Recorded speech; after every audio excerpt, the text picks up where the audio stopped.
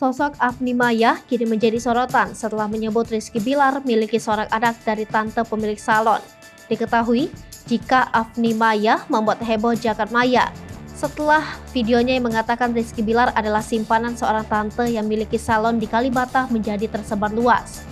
Meskipun Afni Maya pada akhirnya meminta maaf dan mengatakan jika dirinya hanya asal-asal dalam menyebut masa lalu Rizky Bilar sebelum menikah dengan Lesti Kejora, dirinya justru tak lepas dari sorotan masyarakat.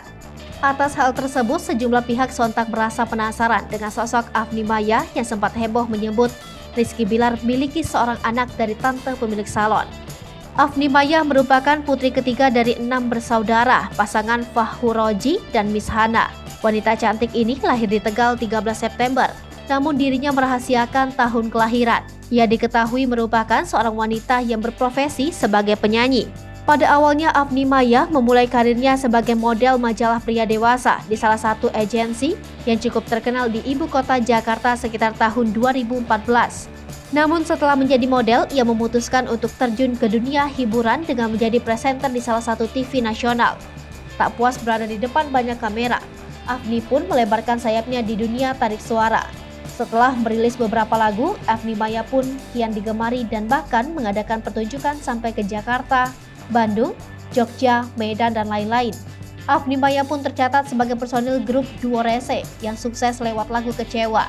Afni Maya sendiri diketahui hobi gym dan traveling. Tak hanya itu saja, Afni Maya diketahui juga merupakan seorang selebgram. Bahkan diketahui jika di Instagramnya memiliki 17.000 pengikut.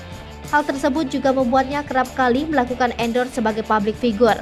Kini Afni Maya menjadi sorotan setelah heboh menyebut Rizky Bilar memiliki seorang anak dari tante pemilik salon sebelum menikah dengan Lesti Kejora.